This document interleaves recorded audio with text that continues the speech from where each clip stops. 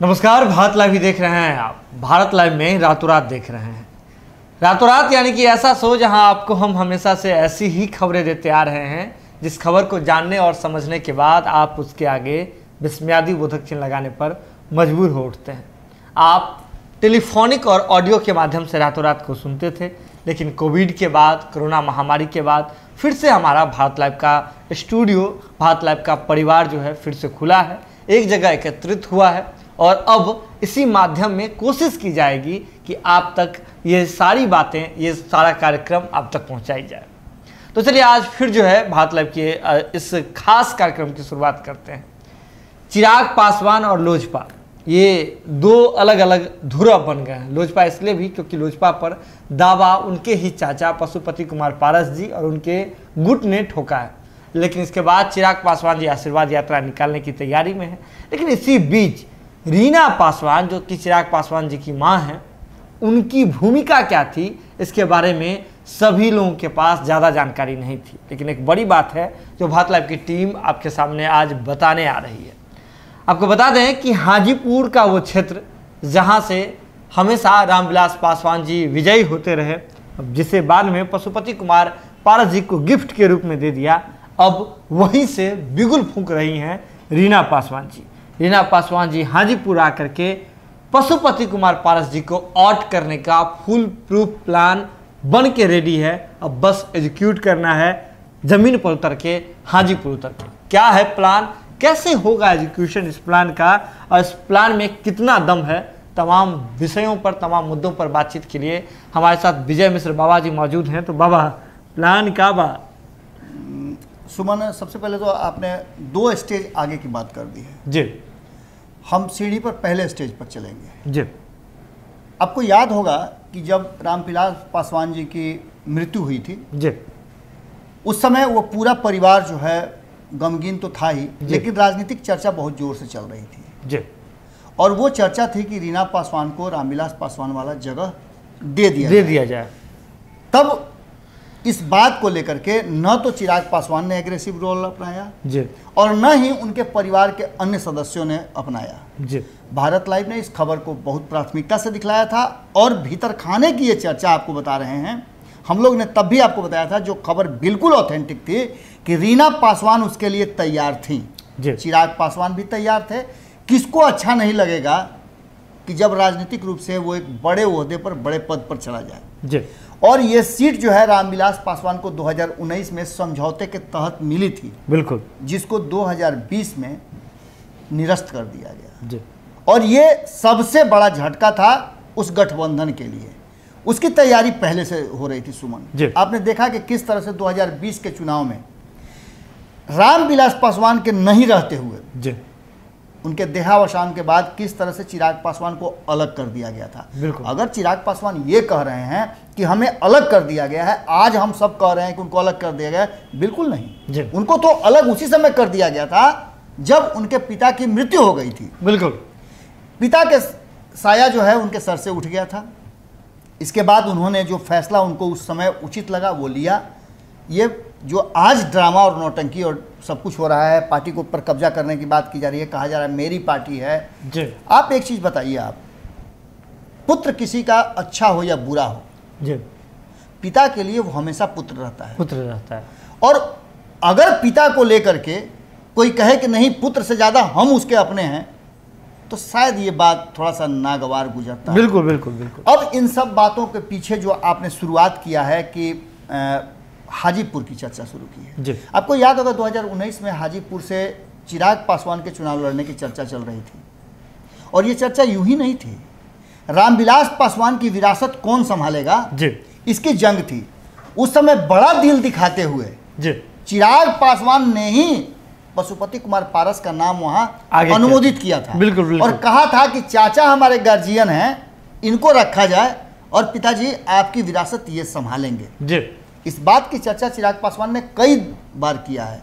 Media में चर्चा के दौरान, अपने व्यक्तिगत बातों में उन्होंने कहा है कि अगर चाचा जी को ये चाहिए था कि अध्यक्ष बने तो मुझे कोई आपत्ति नहीं थी, उन्हें मंत्री बनना था, एक बार कह दिए होते, कोई आपत्ति नहीं थी मुझे। आज मंत्री बनेंगे कि नहीं बनेंगे ये संशय है, लेकिन मेरे साथ, मेरी ताकत के साथ, अपने भी ताकत के साथ अगर पार्टी को मजबूती के साथ रखे रहते तो 6 सांसदों वाली ये पार्टी मजबूत दावेदारी के साथ खड़ी रहती। बिल्कुल बिल्कुल। लेकिन आज जिस स्थिति में है उस स्थिति में कहीं ना कहीं असमंजस में भारतीय जनता पार्टी भी है, और ये आप मान के चलिए कि जदयू में उतना मादा नहीं है कि पशुपति कुमार पारस को मोदी से कह करके और मंत्री बनवा दे जी।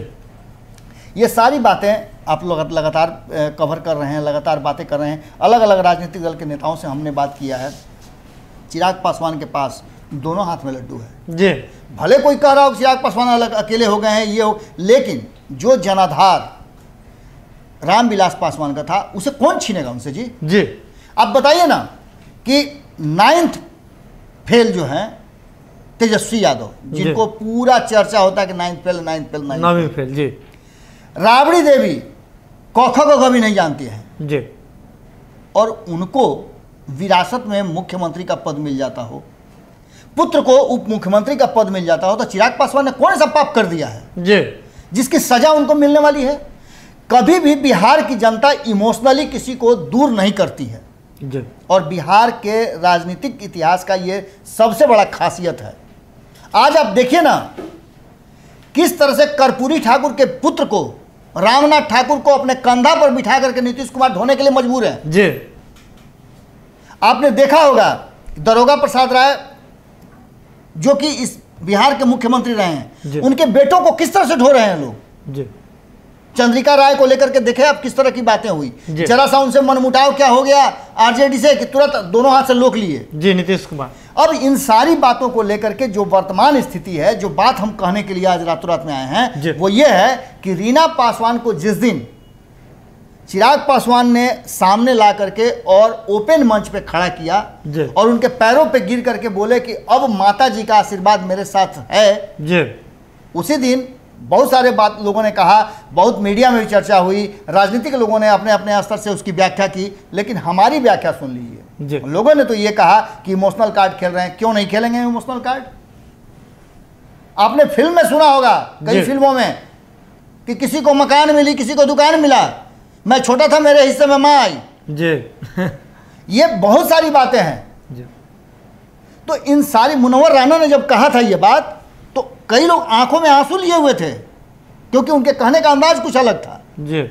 इसके बाद कई फिल्मों में इस तरह की बातें आई, मेरे पास माँ है, मेरे पास माँ है जी। इन सारी बातों को लेकर के अगर अपनी विरासत को वापस लाना चाहते हैं तो इसमें गलत क्या है? बिल्कुल। सबसे बड़ी बात है सुमन कि रामविलास पासवान जिस हाजीपुर में एक लंबे समय तक लोगों के हीरो रहे जी, हाजीपुर के लोगों ने उनको कई बार ऐसा डिस्टिंक्शन से पास कराया कि ग्रीनिच बुक में उनका नाम तक दर्ज हो गया। बिल्कुल बिल्कुल।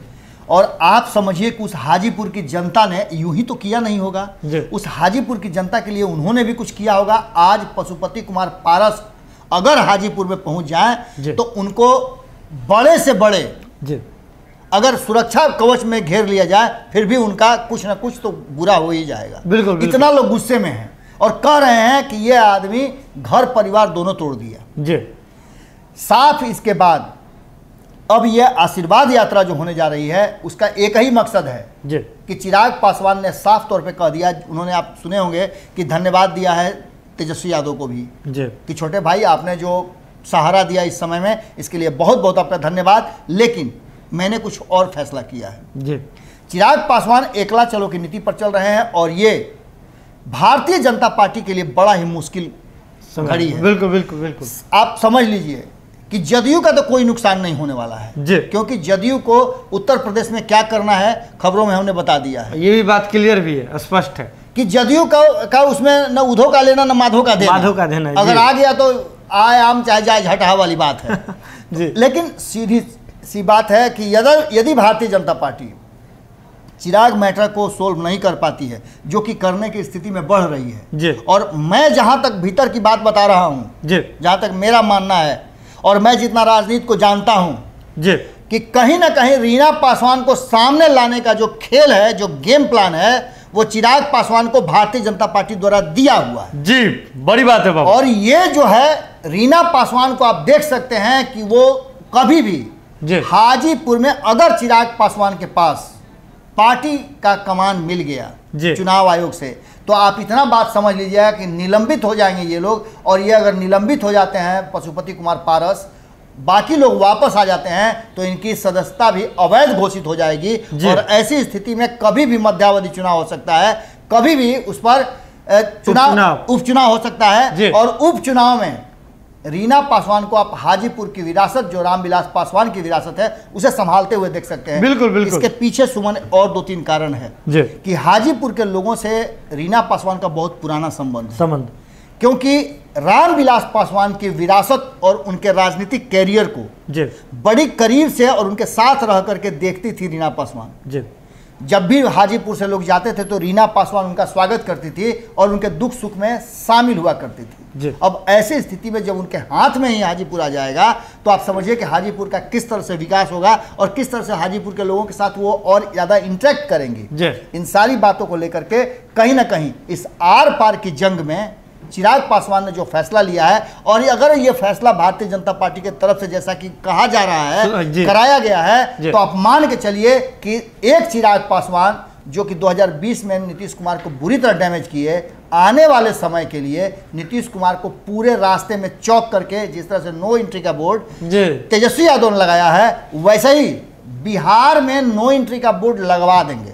जी, तो कहीं ना कहीं देखिए चिराग पासवान जी ने क्या रणनीति बनाई है और क्या खूब रणनीति बनाई है। आशीर्वाद यात्रा के माध्यम से हो तो शुरुआत कहां से कर रहे हैं? हाजीपुर से। रीना पासवान जी को पब्लिकली लॉन्च किए हैं और आशीर्वाद लेने के साथ ही, जैसा कि अभी बाबा ने बताया कि अगर उपचुनाव होते हैं, जैसा कि परिस्थिति बन रहा है, और परिस्थिति कैसे बनेगा, तो चुनाव आयोग जैसे ही ये सिंबल क्लियर कर देता है कि चिराग पासवान के पास ही रहेंगे, उसके बाद उपचुनाव की स्थिति बन सकती है। और ऐसे में रीना पासवान जी हाजीपुर की जनता से प्रेम समेटते हुए, जनसलाब, जन समर्थन समेटते हुए नजर आएंगी। तो जुड़े रहे बात लाइव के साथ, जो कुछ भी अपडेट होगा इस पूरे मामले में बात लाइव की टीम सबसे पहले आप तक पहुंचाएगी। इसके लिए जरूरत है कि बात लाइव की खबरों को यूं ही देखते रहें, शेयर करते रहें और हमारा मनोबल बढ़ाते रहें। बहुत बहुत धन्यवाद। अगर ये वीडियो पसंद आई और वह बिहार के राजनीति और बिहारियत से सरोकार रखेनी, तो सब्सक्राइब बटन दबा के चैनल के सब्सक्राइब कर ली। ओजे एगो घंटी बा, ओकरा बटन दबा देला से कुल सटीक और मारक खबर रुआ मुफ्त में मिल जाई। अगर रुआ पत्रकारिता के हमनी के नया प्रयोग में सहयोग कर चाहतानी, तो ज्वाइन बटन दबा दी। पेटीएम नंबर नोट कर ली 9386816700। धन्यवाद।